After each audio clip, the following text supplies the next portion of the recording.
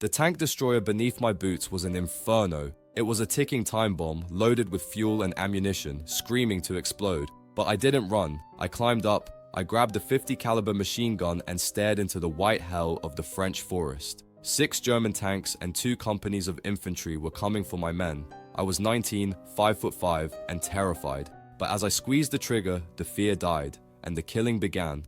Before the medals, before the movies, before the nightmares, I was just a sharecropper's son from Hunt County, Texas. We were dirt poor, the kind of poor where you hunt rabbits not for sport, but because if you miss, your brothers and sisters don't eat that night. That rifle was the first thing I ever learned to trust. It didn't care that I was short, it didn't care that I was 110 pounds, it only cared if my aim was true, and it always was. When the Japanese hit Pearl Harbor, I tried to enlist immediately. I wanted to fight.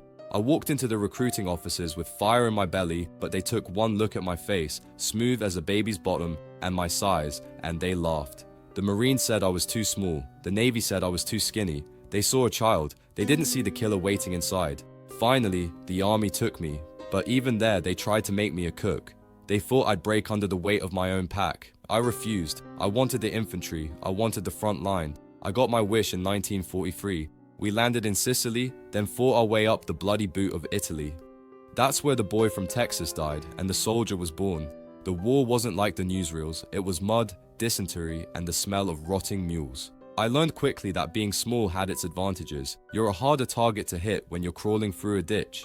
I killed my first man in Sicily. It wasn't glorious. It was a reflex. He was running. I fired. He fell. I remember staring at him, waiting to feel something. Guilt, pride, anything. But I felt cold. Just cold. That coldness became my armor. By the time we hit the beaches of southern France in 1944, I wasn't just surviving, I was hunting. I had been promoted to sergeant, then lieutenant. The men who had laughed at little Audie were dead or gone, replaced by fresh faces who looked at me like I was a veteran of 100 wars. I suppose I was. But the cold was getting deeper, and the worst snowstorm of the century was about to descend on us in a place called the Colmar Pocket.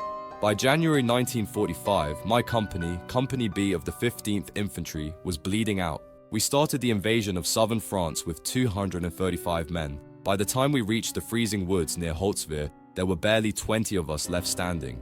We were tired, we were sick, and we were angry.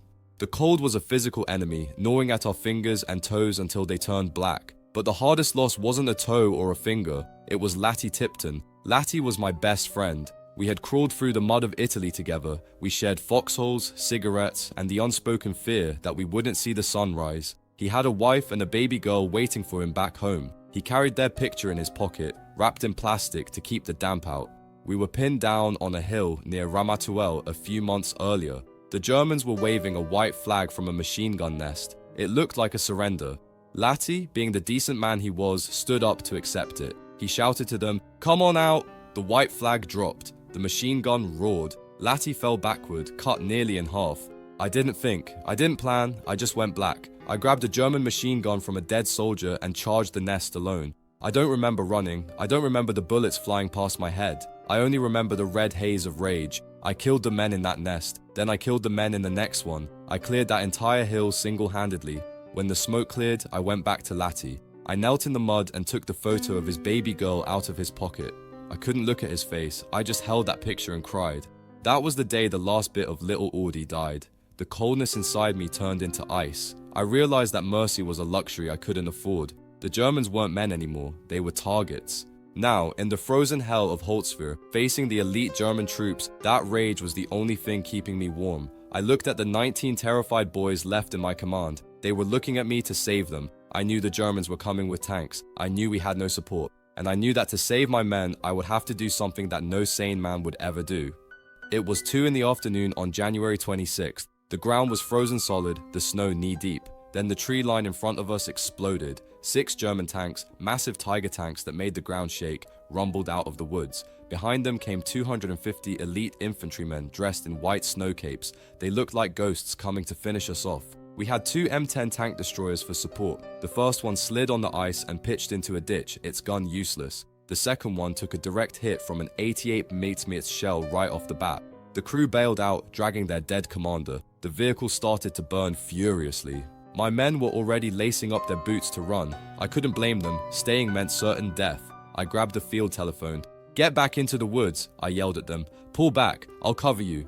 They hesitated. They didn't want to leave me. I screamed the order again until I watched the last of them disappear into the tree line. I was alone in a snowy field, facing an entire German company with just a carbine and a radio. I was calling in artillery coordinates, trying to slow them down, but they were getting too close. My rifle was useless against that armor. I looked over at that burning M10. It was a death trap. The fuel tanks were right below the turret, cooking off. It was screaming to explode any second, but mounted on top was a 50 caliber machine gun, its barrel pointing at the grey sky.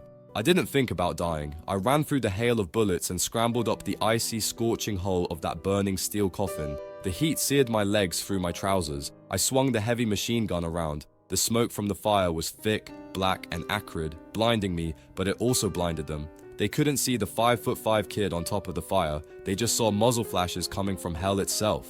For an hour, I stood there. The German infantry tried to rush me, and I cut them down in waves. The tanks tried to target me, but their shells flew wide in the smoke. I was yelling into the phone, bringing American artillery down almost on top of my own head to break their advance. I remember feeling a strange, calm detachment. It was just like hunting rabbits back in Texas, only these rabbits were shooting back with cannons. My ammunition ran dry. The bolt of the machine gun clicked on an empty chamber. I looked down at my leg. My trousers were soaked in blood from shrapnel, but I hadn't felt the pain yet. The heat from the burning tank destroyer was singing my eyebrows. I knew the final explosion was seconds away. I limped to the edge of the hull and jumped. I hit the snow and scrambled into the ditch just as the vehicle disintegrated in a massive fireball. The concussion shook the earth, sending a tower of flame into the grey sky. The Germans, battered by the artillery I had called in and confused by the relentless fire from the ghost on the burning tank, began to fall back. My men came out of the woods. They looked at me as if I were a spectre. I wasn't a hero to them in that moment. I was something terrifying. I was simply the man who refused to die.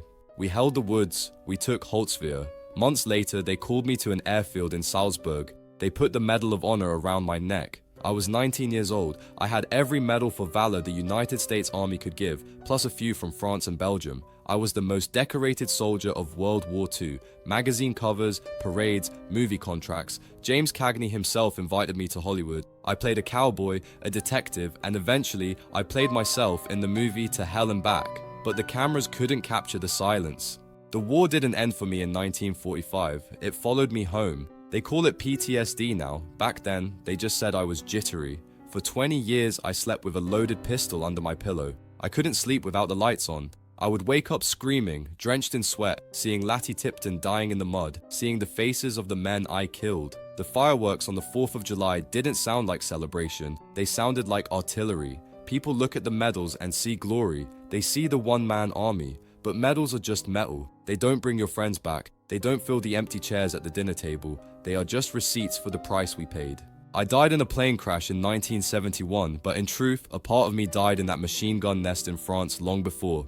If you visit Arlington National Cemetery, you'll find my grave. It's not the biggest, but the grass is worn away around it from all the visitors. Do me a favor when you stand there. Don't salute the hero. Just remember the scared kid from Texas who climbed onto a burning tank because he loved his friends more than he feared death.